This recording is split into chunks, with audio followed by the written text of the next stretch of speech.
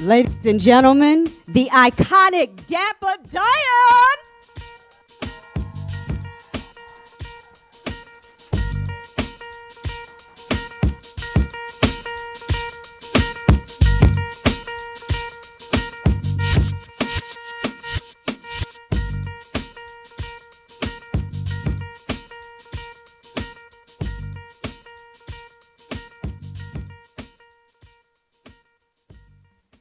Sir, I don't know whether to faint. I don't know about y'all, but I'm done right now. Dapper Dan. So for those of you who don't know, this is the man who opened the door for us. If you don't know, this is the man who went to the street and said, this is what I see in fashion from my people, and this is how we are going to make this flow. He took a hit for us. And he put us in position to be able to stand here at Clark Atlanta University and do some amazing things. For those of you who are designers and artists and merchandisers, this is the man who opened the door for you. Thank you so much. Thank you. Thank you so much. Thank you so much. Boy, I am so excited. I'm more excited than any of y'all out there. And let me tell you why. All the speaking engagements that I've been doing, like at FIT and at Parsons School of Design, I only see like sprinklings of us. So we're going to have some fun today. We're going to talk about this game today. And I'm going to tell you what you need to know. Y'all can ask me all the questions you want. And because I'm super excited for y'all. I'm really excited because them doors is open now. We're going to swing them doors open.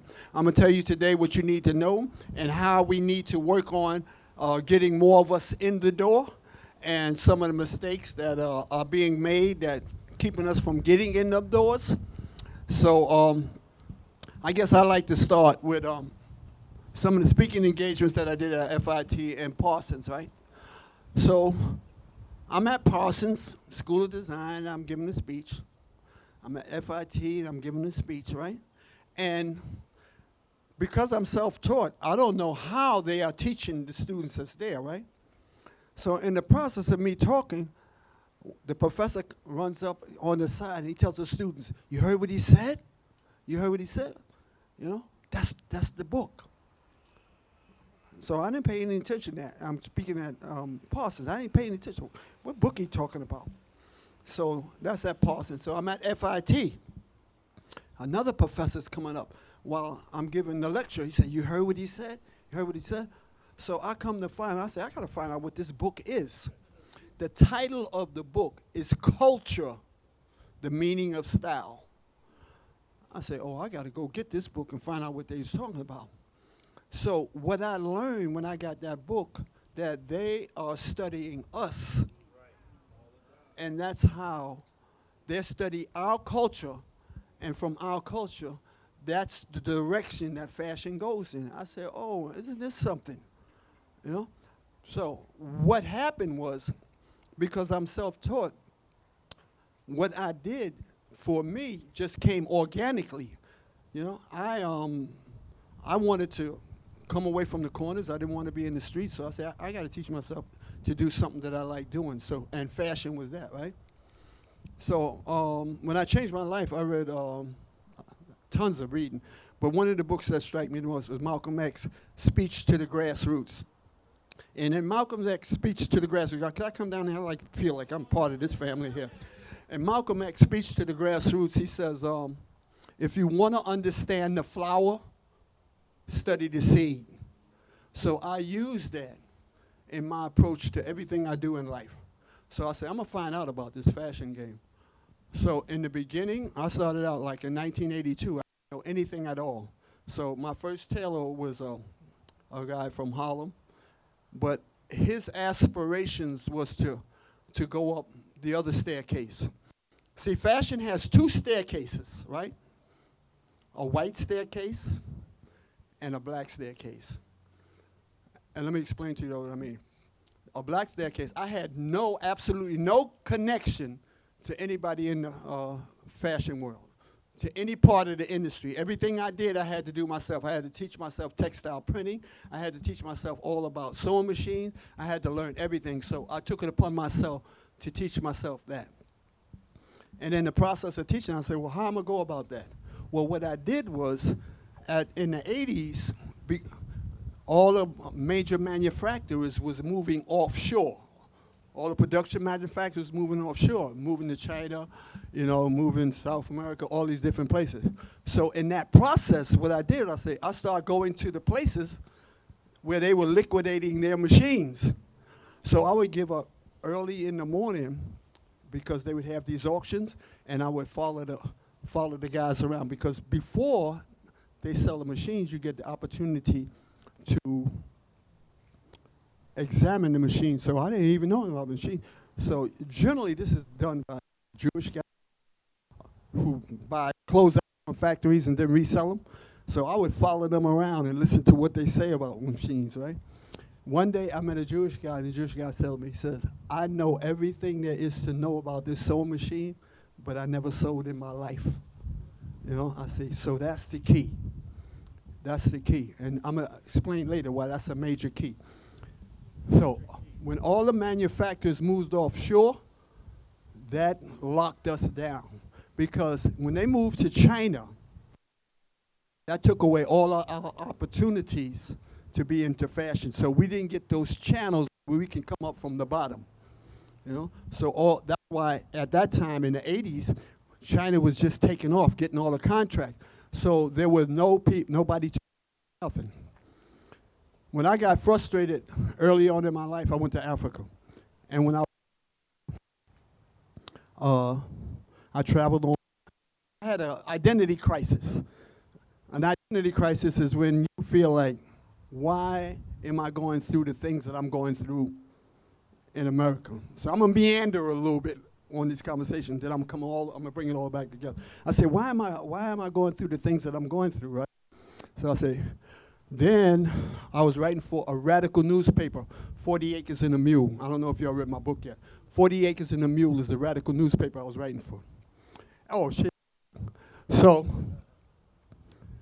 while I was writing for 40 Acres and a Mule, a famous black professor, Dr. Henry Clark, came.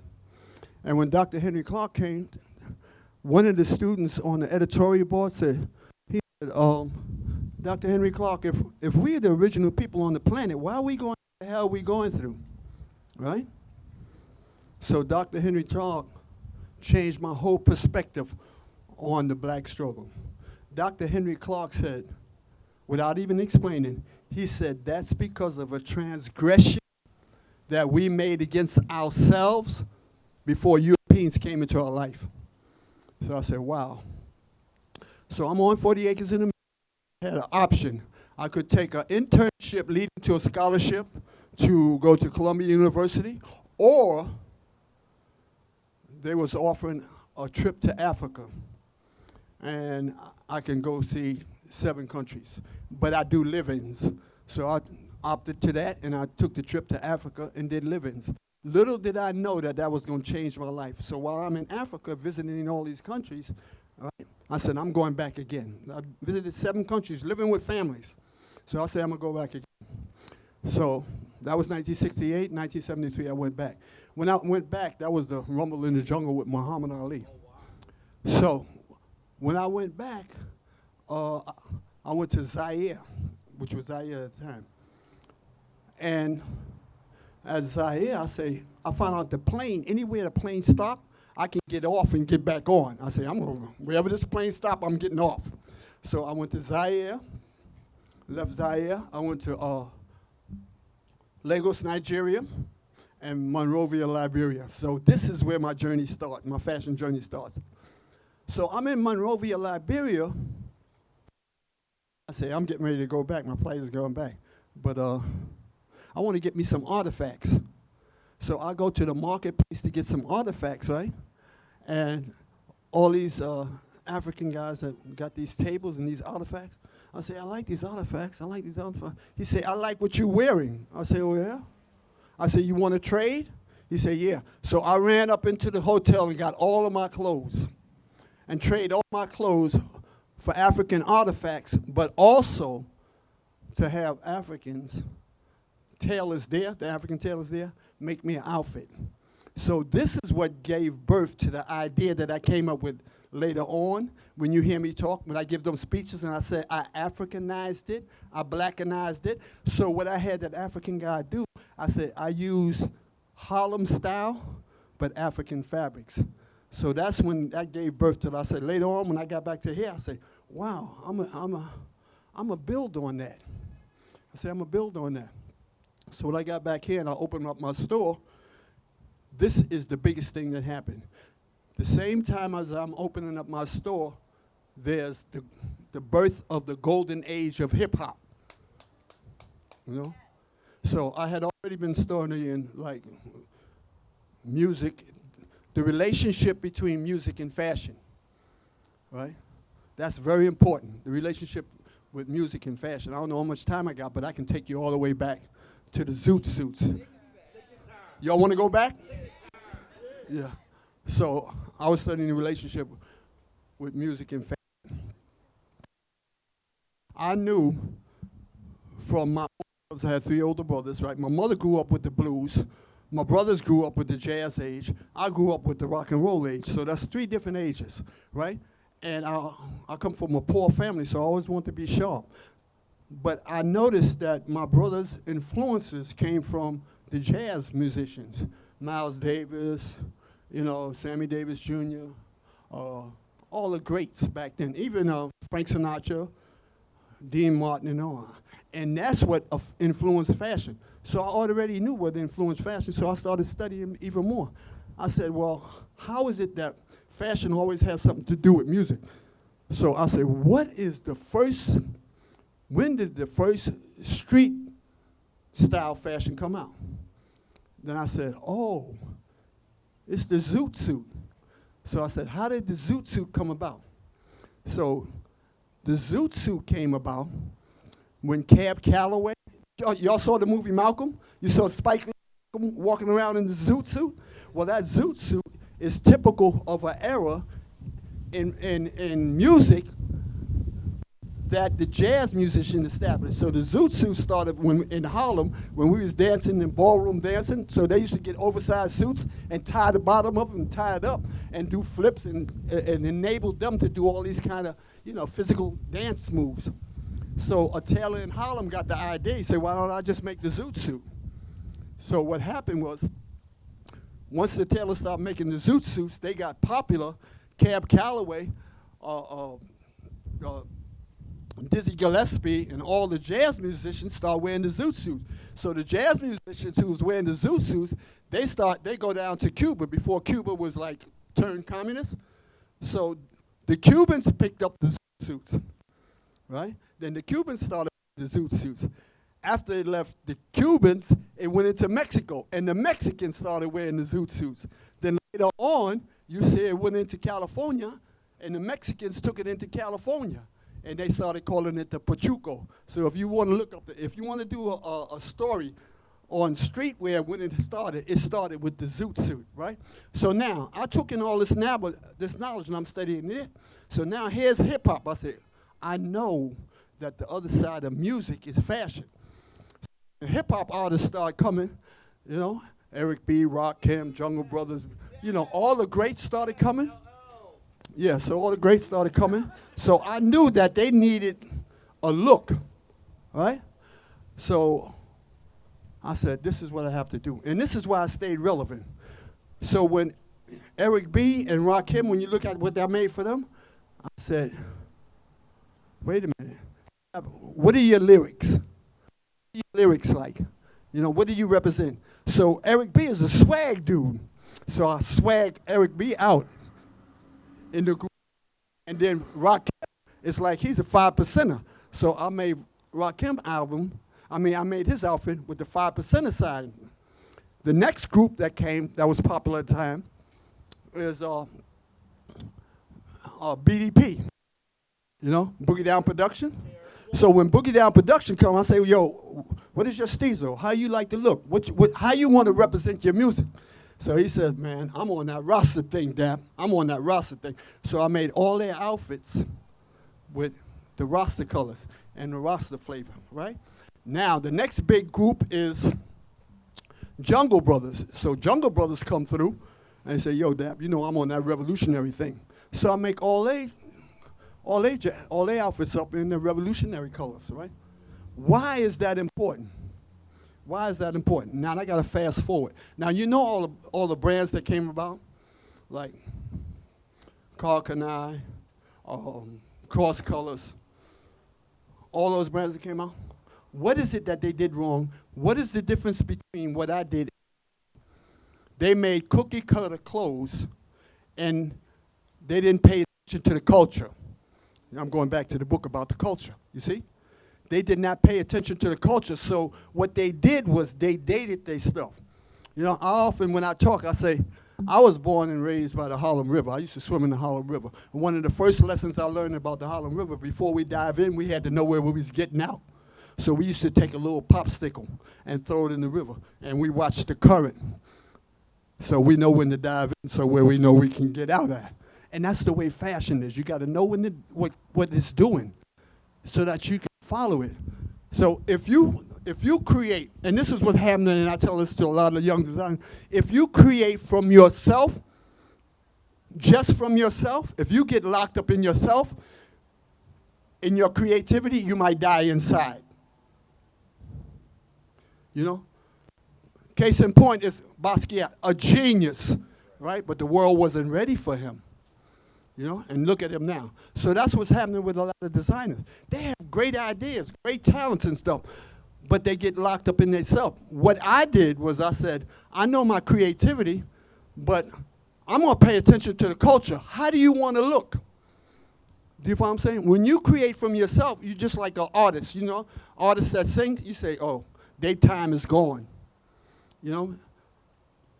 We have all these musical genres, their time is gone. So if you're going to be creative, you got to say, you got to let it be tidal. You got to let your creativity come out of you, but extract from the people so it come back. You know, if you're in the public, if you take from the people around you. And that's what they are doing. That's why the professor at those universities was saying, see what he's saying? It's the culture. You all need to get that book. It's Culture, the Meaning of Style, and how they study our culture so that it can come at us. This is how they get past us without us paying attention to ourselves. You know? So that's what we need to do, and that's the big key. Now, let's talk about Virgil a bit. Anybody any idea how Virgil became so great? He became great because he was great anyway. But that don't mean he would have been great if it wasn't for Kanye. You need that vehicle. Kanye was his vehicle.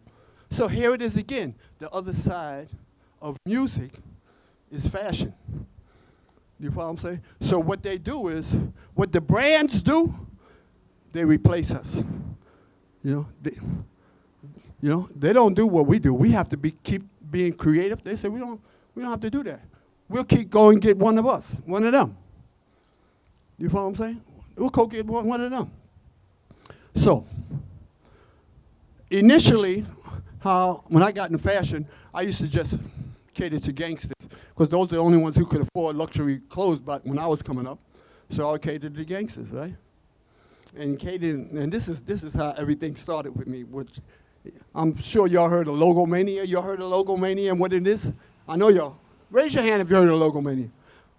Okay, so this is how Logomania started, right? I used to make clothes with like leather, fur, you know, exotic skins like that for luxury. One day, a big gangster came into the store, one of the guys who was running Harlem. He had a little Louis Vuitton pouch, right? But in that pouch, he had $100 bills. All these $100 bills, so everybody was impressed with him. And I saw all the people who were in my store. I said, wow, they're impressed with this guy. And they was all excited about that little pouch, right? And I looked at that little pouch, I say, that Louis Vuitton pouch, it was like $5 worth of vinyl. I said, that's $5 worth of vinyl. And I said, they're excited like that? I say, what are they excited about? They're excited about the symbols. It was the symbols on the Louis Vuitton bag. I said, oh, there we go. I had been studying Africa, so I'm studying symbols. So I said, there it is. if I could take them same symbols, from that bag and make them outfits, make them walk around looking like luggage, So once again, I started studying how to print on leather. So I started going to all the trades. I never went to a show when I was starting out. I never went to a show once where they show garments. Every show that I went to, they was either showing machinery or some new kind of technology. I didn't want to know what a finished garment looked like. I wanted to know how the garment was made, so I would go to all the tech shows. So in the process of me going to tech shows, I learned about all the different machines you need, and came up with the technology. So eventually I figured out a way to print them same symbols on leather. So I say, if everybody's happy, because Ralph Lauren give them one pony, I'm gonna give them a herd. If everybody's happy with Louis Vuitton giving one little LV, I'm gonna give them all the LVs in the world. I said, take that and do what we always do. None of us, all of us are related to people who come from somewhere else who don't speak English, but we sing like hell in English, So I'm saying I'm gonna do what we always do.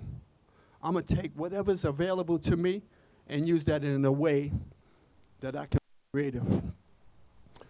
But now remember, they didn't have social media, none of that back then. So I'm dressing now, all the rappers who wanted to be like the gangsters, so all of them was coming, and I'm Louis Vuitton and Gucci and all that. This is I opened my store in 1982. By 1992, the hip-hop revolution had took over, So now all the brands are going down. The biggest thing about this here is like the young white kids are following the young black kids, So now they switching over from Ralph Lauren and these conservative brands and wearing FUBU and all this here. So we got them now, but we didn't know how to hold them. We had these brands, we got them. The brands come up and go under. The brands come up and go under.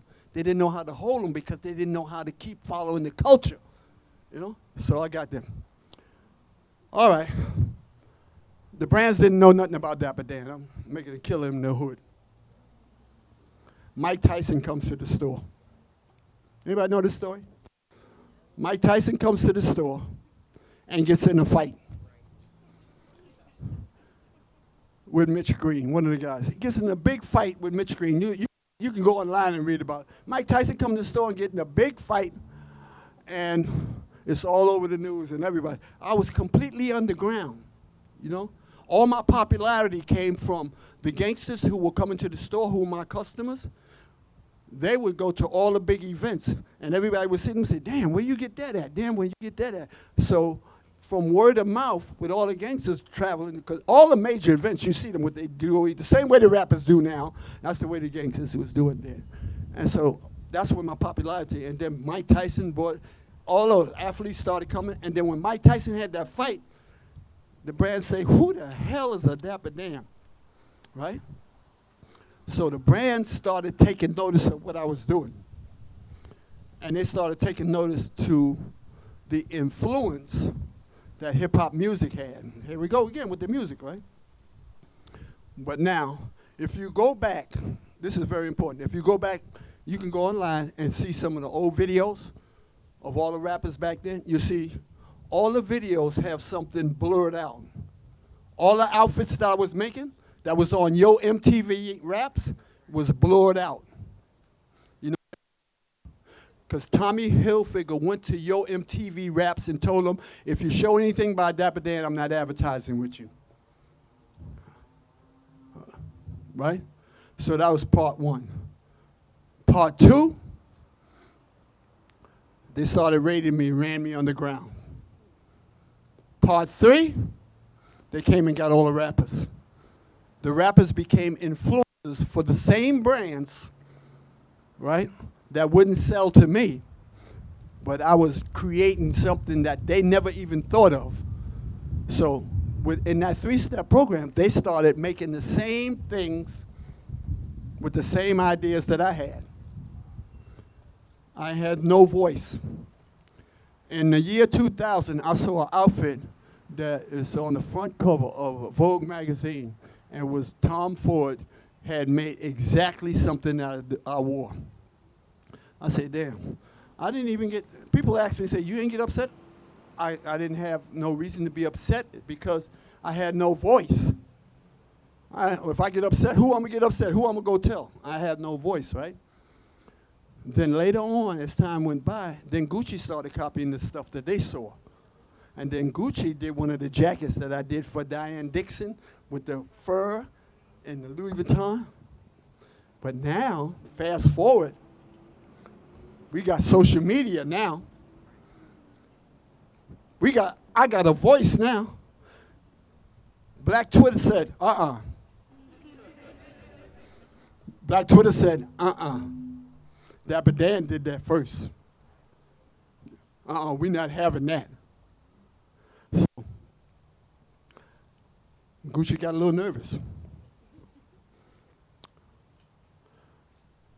My son said, Dad, Gucci want to come talk to you. I said, man, I ain't talking to them. What you gonna do, come raid me again? I said, no, Dad, they want to make a partnership with you. I said, really?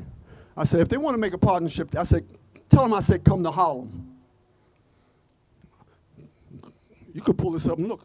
They came to Harlem. I said, oh, they trying to play me. No, they trying to play me, son. I said, if you're serious, I want to do what I always did. I want to produce garments in Harlem. They said, no problem.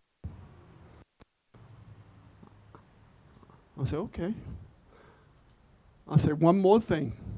I have to be able to make clothes the way I've always made them, you know? So I wouldn't end up dead on the shelves or out of business like all the other black brands was going under. So I had to keep have the ability to keep being creative. So they said, okay. So they gave me my own store in Harlem. All the profits from that store goes to me.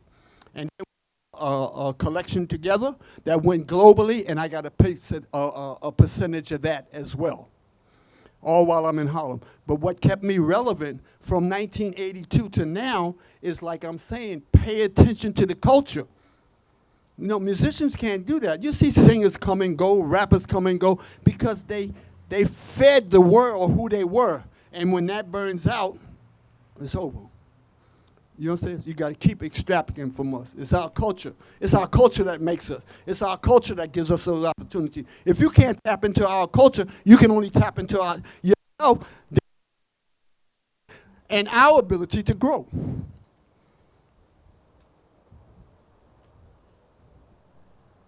We got to understand that the whole world, man, our culture is our #1 global product. We influence the whole world. That's why they got all the rappers going around. They in Saudi Arabia. Everywhere you look, our culture's there. But we ain't getting the money. Okay, now to the critical part. This is the critical part here, right? This got me in trouble and put me in a very precarious situation with my people in the industry. Blackface. Blackface. Everybody know about blackface? Everybody know about blackface here? Huh? Okay. So Gucci goes out, makes a garment with a black face.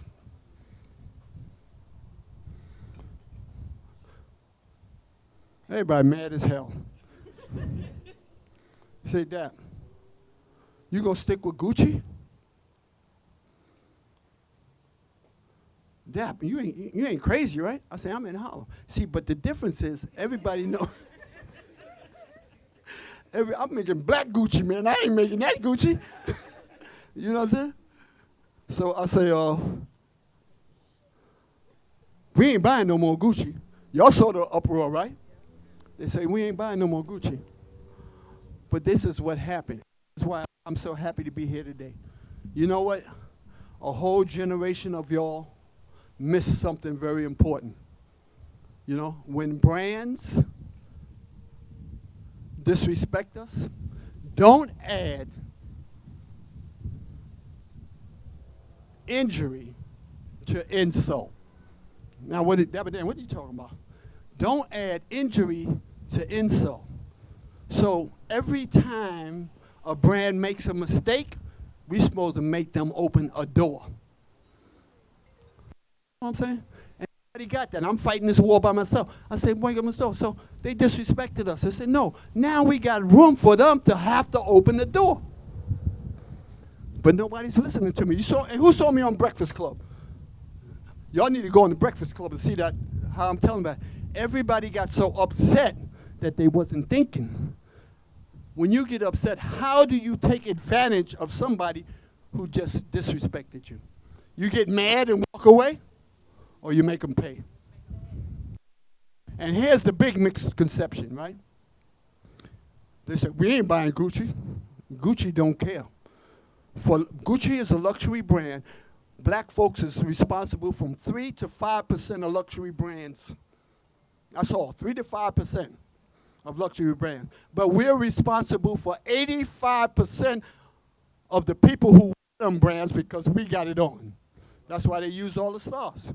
You know, come on, man. I've been to them bootleg joints down there in the thing. I know what kind of Gucci we wear. You know what I'm saying? It ain't, you know, they killing them on that end. But we do not constitute the money in luxury brands. So we got to take advantage of the fact that when a luxury brand makes a mistake, they got to open up a door for them. All right? You don't think so? Now dig this, right? Now, you're familiar with what the impact that Virgil had, right? I'm sure a lot of y'all know wore Off-White, correct? Off-White was not a luxury brand. You students, you fashion students, you know Off-White was not a luxury brand, right?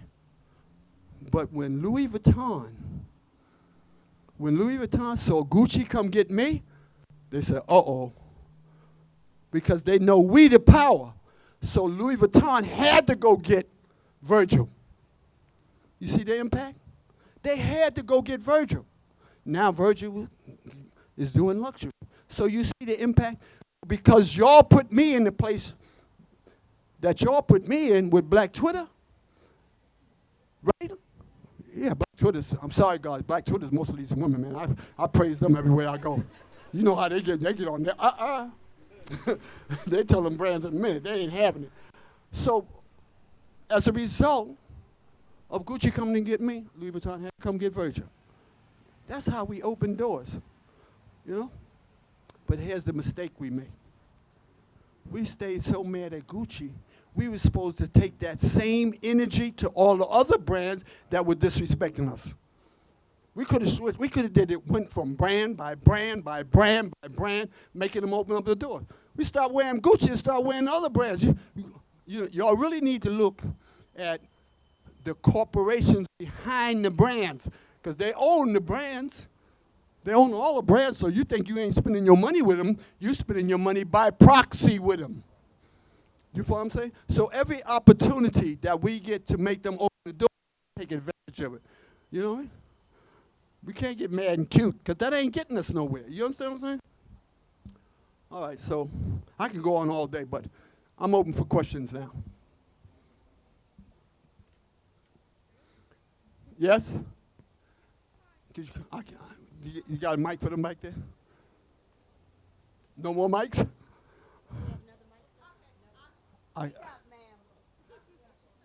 Yeah, come on. Yeah. I'm coming over there then. I'm here, man. I'm with family now. Anyway, y'all are, I am. Tell me, come on, say it. Yes. Okay, so I have a question in terms about, the overall fashion market. So we went over the history of, streetwear, of your streetwear specifically, and I would just like to know, what advice do you have for Black and brown creatives that want to break into the industry through, luxury streetwear or just like taking risk in general? Okay, all right. So, let me explain to you. Louis Vuitton has maybe 300 designers. Gucci, I know for a fact, has 200. All these design houses have hundreds of designers. I'm literally hundreds of them, right? And the chances of you first being a part of that is small. And then once you get to be a part of that, rising up to this where me and Virgil are is even smaller. Let me tell you what I don't want to mention the person's name. Let me tell you what the top executive said to me. She said, Dad, what you did has never been done before and will never be done again. You know, so what does that mean? That means if we don't set up situations where we can apply that pressure, there's no reason for us to be up there. Now, you see what Gucci did with the Change Makers program? You know, that Change Makers program that reaches out with that money, you understand, that stays alive and vibrant as long as y'all use your voice. If you don't learn how to use your voice, there's no reason for us to give us any place in their corporations. So the answer to that is twofold. One, we have to stick together and use our voice. Two, we have to understand the other side of fashion is music. You know what I'm saying? So young people today, I say, just like you have different crews of young people who say, yo, you have to get together and encourage the rappers to wear your product. You know, wear your product. When the rappers, they buying them right from under you. All those rappers you see, they're taking away all your ability to be global. They snatching them up as they become hot. All those entertainers, they snatching them up as they become hot. So y'all don't have anybody who's a major influencer to push your products. And I'm gonna tell you a secret that I hold dearly. There's no such thing as ugly.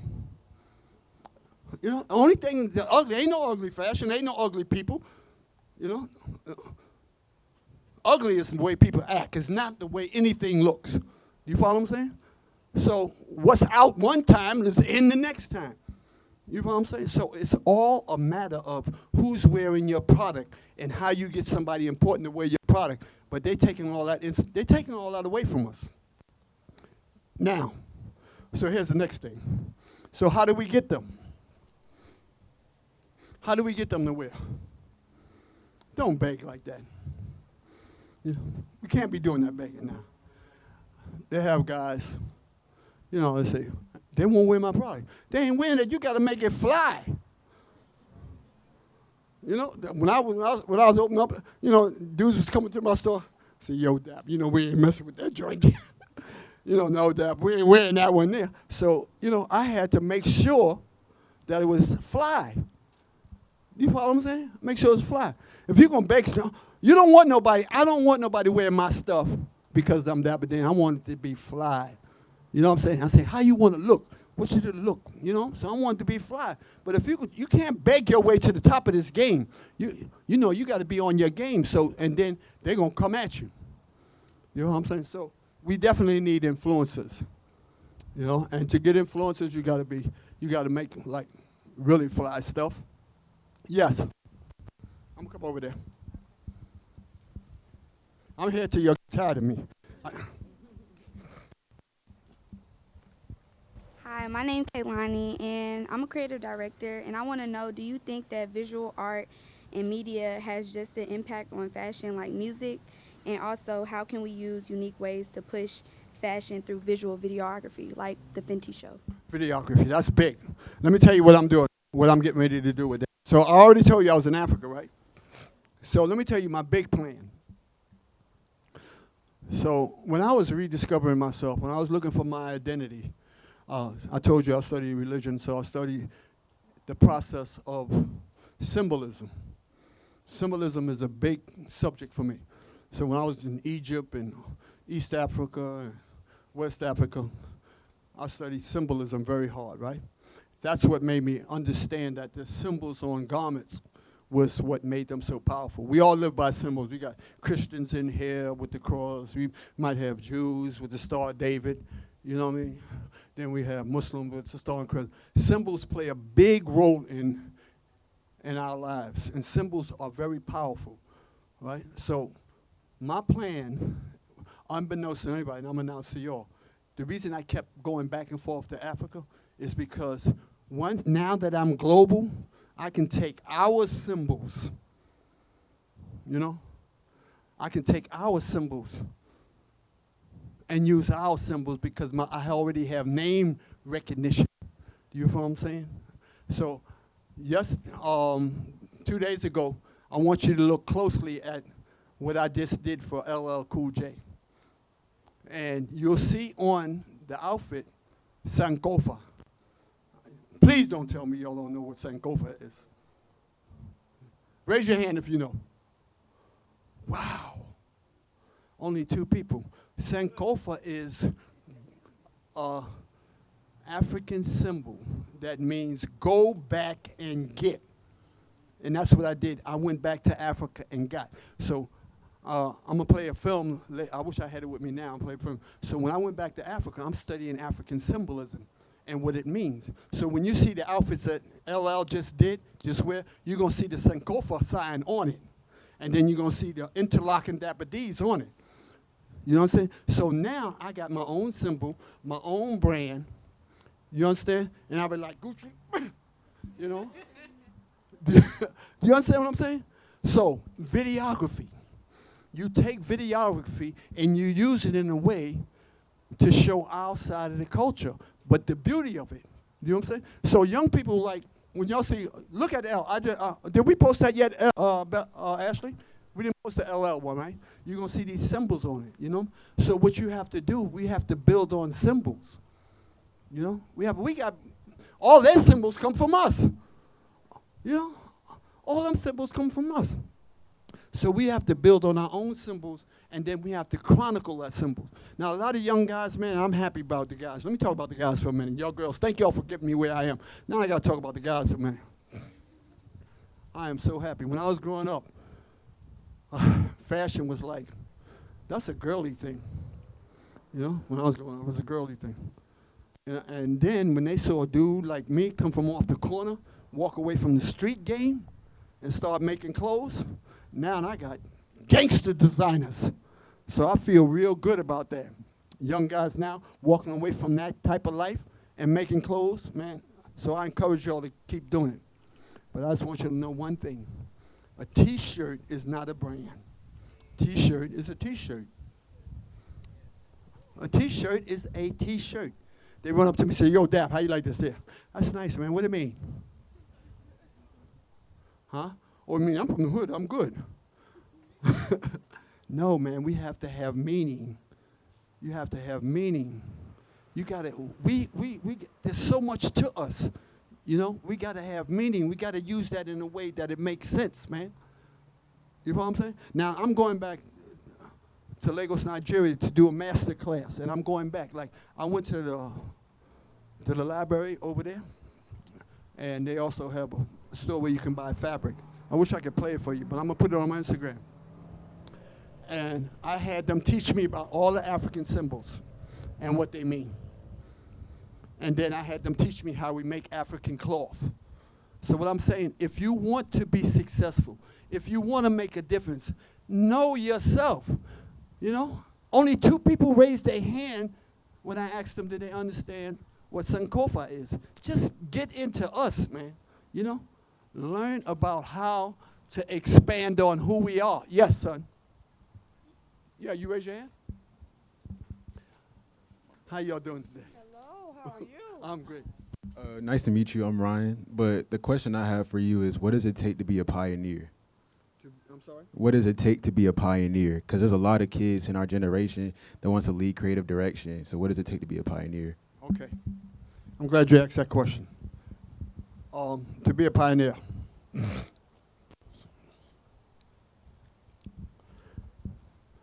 The first thing you have to do before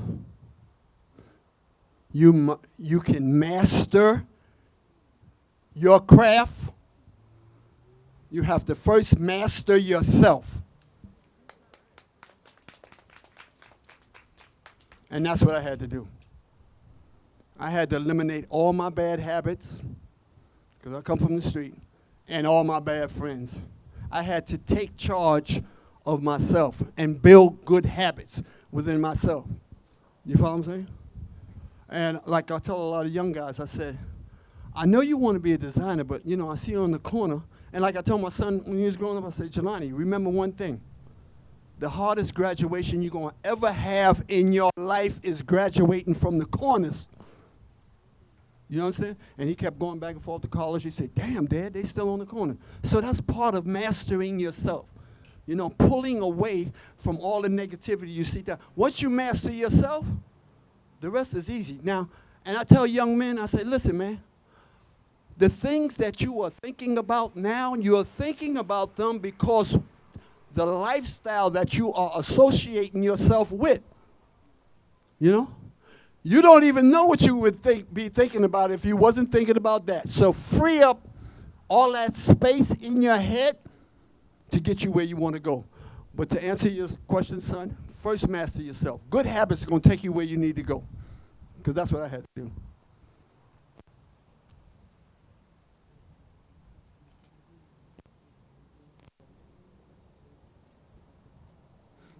Okay, so that oh, okay. All right. I told you I was going to talk too much. We want you to. We want you to. Please do. Yeah. I want you to talk a little bit about couture and the place that couture fashion has. Because you started off talking about Dean Martin and Sammy Davis Jr. and their influence in music. But now we deal with a lot of streetwear, and like you were talking about earlier, Yeah. a lot of the kids are into creating streetwear brands as opposed to leveling up. And the other thing I wanted to talk to you about was for you to expound upon is the size difference between us. Oh, like me as a black man, I can't wear certain pants. I need to always have. I can't wear flats in the front. I have to. From my knee to my waist is always a difficult place. Exactly. And that's how, I'm glad you asked that question, because that's how I built my fashion, the way I was able to spread out, because I dressed us, and I dressed our bodies, and that's really important. Now, and couture. With couture is like, the way I do couture is like, when I tell young people and I tell everybody, I do not dictate fashion, I translate culture. So in couture, when you come in for something couture, right, I sit down with you and I talk about it. Because you and I will create what your perception of couture is, you know, and I'm gonna make it fit your style, and make it fit your personality. The same way I spoke earlier about that. You know, I think that was the first part of your question. What was the second part? Couture and then adjusting to the size. Oh yeah, that's just in the size. Like that's a big thing. I don't know if you're even with LL, all the artists now. That adjusting is a big problem. I dress an artist. They go on tour now that don't fit. You know, because they're so active. But yeah, but you can build a brand just off of that. You can become popular just on being able to address those problems that people of color have. So I gotta let thank you. All right, you all, give Dapper Dan a hand, please. Dapper Dan, don't you go anywhere, sir. Don't you go anywhere. Come back here. Where you going? Now I like that. You know that. Come on now. I want to introduce. Hallelujah before I was anything else. That's it. I want to thank you for when I was in New York for Fashion Week a couple of weeks ago. I reminded you who I was when I was 20-something years old. And whether you really meant it and believed me or not, that you remember me, I just want to thank you for the hug and the support and letting me run with you, putting up posters, you and a man named Russell Simmons for the first rap festival. Well, that was a very long time ago. So I want to thank you for that, because you said, go, little girl. The next man that said, go to me, and the most recent was the president of my university about this department. That man right there, Dr. French. Wow. So that has meant the world to me to hear go. And then this morning, and you speak of the Lord, this morning my husband prayed over me and he said, go. And I asked a corporation for $100,000 and they said, let me see what we can do about that, Mrs. Arnett. We like what you're doing. Okay? So go is a key term, you guys. Go is a key term. And no one says it better than our president, Dr. French. Please join us. And Dr. Bacon French.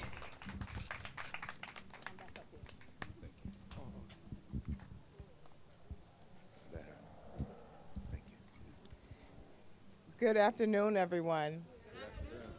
This morning, we were at, President French and myself, we were at a Tutu tribute, Archbishop Desmond Tutu, to honor his life and his body of work. The Clark Atlanta University awarded him the honorary doctorate in 1992, and as we know, he helped to end apartheid in South Africa. So we went from that event, and Professor Arnett said, you know who we have on campus? I said, who? She said, Dapper Dan. My mother is here visiting. My husband had other meetings. I said, we have to stop to see this legend. We are so honored to have you here. Students, scholars, you know the logos that you wear and with Louis Vuitton, Gucci, Dior, that was not the case all over. This man started that. And the other cultures started to catch on. This is a legend. Wow. He is an absolute legend. And when I was sharing with my mother who I was going to see, she said, well, I want to come too to meet Dapper Dan because he is so legendary. He transcends generations. So we're so honored for who you are in society and to our culture and to our people. And whether you have on a hoodie or not, you have on your ascot always. You are always impeccably dressed. And how you dress, it introduces who you are to the world before you even open your mouth. Wow. And so thank you for who you are to the culture and to society. Thank you. Thank you to the First Lady and for what occurred this morning. She's been humble, I guess. She was actually the secretariat for what we did this morning. Carl Ware, Ambassador Andrew Young, and the president of Emory, myself, so many, and she pulled us all together for this event today. But as she said, when I was heading to my next scheduled meetings, she said, Dapper Dan is in town and we have to be there. And I said, and I want to be at Oglethorpe because I want to be there to support this professor, Professor Arnett, to support her new professors that she's brought on. So glad to have you. To support my students. When I tell you we have the very finest students to be found anywhere within higher education at Clark Atlanta University, these are scholars. Thank you for being scholars. Thank you, Dapper Dan, for standing on sacred ground. This is sacred ground. This is ground that was established in 1865. To be clear, 1865. To be clear, I'm going to tell you this very quickly. The Civil War ended in April of 1865. This institution began in September of 1865 right here on the grounds that you're standing. So you're standing on sacred ground. I thank Dapper Dan for making the impact that he has made. And he was denied for a long time. But just because he was denied, he did not quit. He persevered, and you honor us with your presence. We thank you so much, and thank you for all you mean, my brother. All right, thank you. Thank you, President French. Thank you. Oh, come here, lady. Come on. This is my mother-in-law. Give her a hand, y'all, because you know, you got to give it where it's due. I'm glad they mentioned dressing for a minute. I'm gonna close out with this one. Ashley, could you come, please? This is my assistant, Ashley. She graduated from FIT. This is. But you see, she got on the Dapper Dan hoodie, right? So you know I only do luxury, right? But now, because I only do luxury in Harlem, I walk the streets of Harlem every day. Everybody see me. I stand on the corner greeting the kids going back and forth to school. I take the train. I take the bus, because when I was doing the Gucci and all of that, I knew they couldn't afford it. But I said everybody in this community can afford to say hi to me and me to say hi to them. So when the Gap came along and said, yo, Dap, we want you to do a hoodie. I said, listen, I'm not going downstairs, but I'll take your brand upstairs if you give me the, I'm not going downstairs. You're not taking me down there, I said, but I'll do an upstairs brand, right?